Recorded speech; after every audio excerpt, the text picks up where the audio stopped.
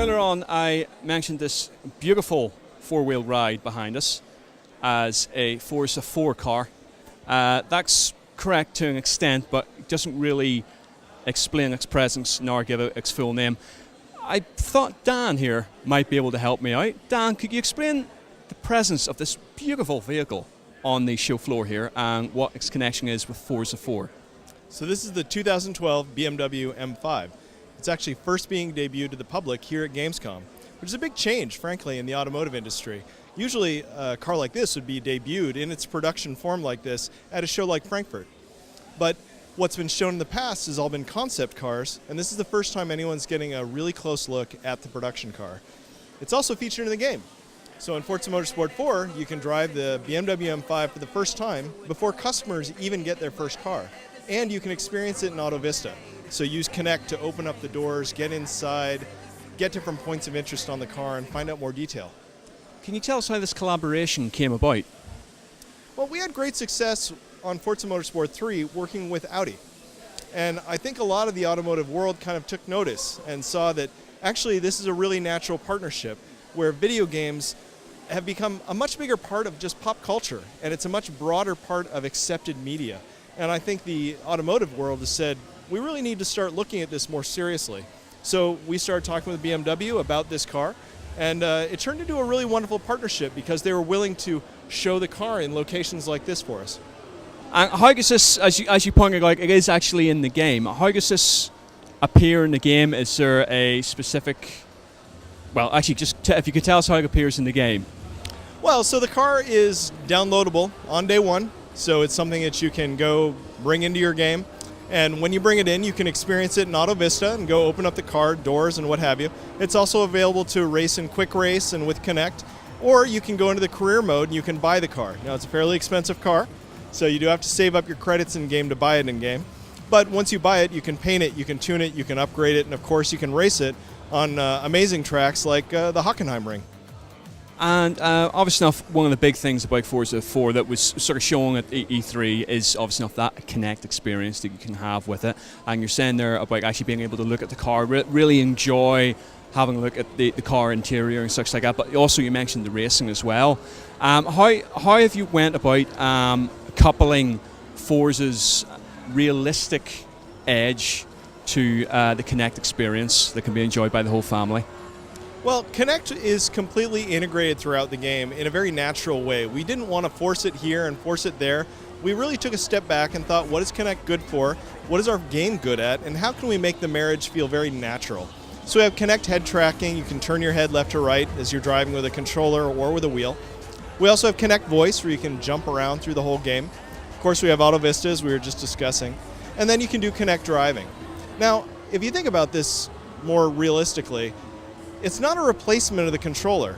Just like a keyboard and mouse is not the same as a controller, just like a wheel is not the same as a controller, you actually need the game to be somewhat different. But at the same time, we never compromise on our physics. We see this as a layered system. So at its core, we are always committed to having the best simulation engine we could possibly make, having partnerships with Pirelli, having partnerships with the OEM, so that when you turn all the assists off, you have the best simulator available. But then, that's hard. Like actually driving a simulator, whether it's with a controller or with Kinect or even with a wheel, is very difficult, frankly. So we layer on assists, ABS. We layer on controller assists. We also layer on all the way up to auto braking and auto steering. So if you think about Kinect, it's really just one more layer. It's not that it's simulation or Kinect, it's of course simulation. And Kinect is just layered on top of it so that even a 6-year-old kid sitting on the couch next to his dad can just hold his hands at 10 and 2 and drive the game. Okay, we have controller-less gaming, and the opposite end of that is this controller full game. This is quite the setup. Can you walk us through this? Because I've been admiring this all day. Yes, this is quite a setup. I mean, frankly, this is a big investment for a consumer to be getting into. So what you're seeing is 3 screens, each connected to an Xbox. So you need 3 copies of the game. You can also connect up 2 more, so you could have a rear view mirror screen and you could have a replay screen. On top of that, we have a 5.1. There's a butt kicker hooked up to the LFE. And of course, you're seeing the hydraulic. And in front of him is actually the new Fanatec wheel, which is CSR Elite. That's an amazing wheel. Actually, I'm kind of a techie geek, so the technology that went into that wheel, there are a lot of people that own a lot of wheels and have a lot of opinions on them, but frankly, there really are high-end wheels that are the ones you can't buy in stores. And part of that is actually not having the sensor separated by a belt, having a sensor directly on the stock so you get no lag. That's something that even what is considered the highest end wheels don't have, but it is a very expensive wheel. Then there's the hydraulic. So the hydraulic system itself is actually just used in this demo in particular. It's not available to the consumer. And part of that is for safety. Frankly, even when we were setting it up this week, there's safety measures in the software, and they had all been turned off. And so we got in and we're just doing some quick hot laps, and it was seriously like rearranged my back. It was crazy. Well, okay, it's not available to consumer, but it has to go somewhere once this event's finished. So who's the lucky dog that manages to take this home to them, or is this going to end up in the studio? Studio. Sure? I'm pretty sure. There's a glint in your eye there that said, might appear mine. I don't know. But yeah. You think this is the way it's going though?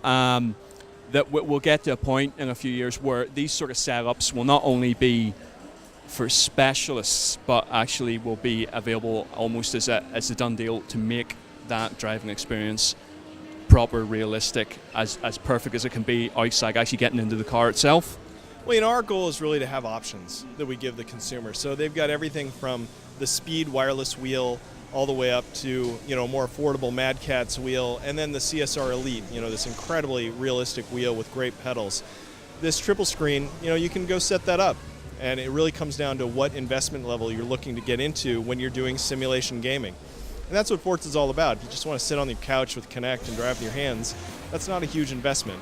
But if you want to go crazy and start your semi-pro career, this hydraulic unit's actually been in our studio for a couple of years now, and we've been using it for different events, and we use it to test our code.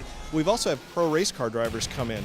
Stefan Sarzin, who is a pro race car driver for Peugeot, came in before Petit Le Mans to actually do hot laps on Road Atlanta in the 908 that he drives, and he sat down for 8 hours straight. He'd get up, go to the loo, get a sandwich, sit back down and do another hour of racing or 2 hours. And he was going to leave the next day, but he stuck around for an extra day so that he could do 2 full 8-hour stints driving in the simulator. And that is the level of professionalism you can get into with this kind of rig, but that's quite an investment. How does that feel to you as a developer to have that almost stamp of approval from the pros? Well, it's both sides. So for me, it's not just getting the stamp of approval for pros. I love physics, and I like that side of the technology side. And so getting that stamp of approval is huge, obviously, because nobody knows better than someone like that. But I think when I get most proud is when I see kids playing the game and getting excited about cars. Because, car culture comes and goes, and I come from a long line of family guys that love cars, right? So my family just is into cars that way. And I want my kids and I want the next generation to be like us, petrol heads that just love cars, whether they love messing around with them, love driving them, or just love the pure aesthetic design of them. I don't want to see that passion go away. So when I see a 6-year-old kid, or I hear from a father saying, my kid plays Forza all the time, that's when I'm actually most proud, because I hope that I'm making that next generation. I think that's actually the perfect place to end it on. Thank you very much indeed for your time, and I look forward to hopping on to this, even though my kidneys are going to get a pounding.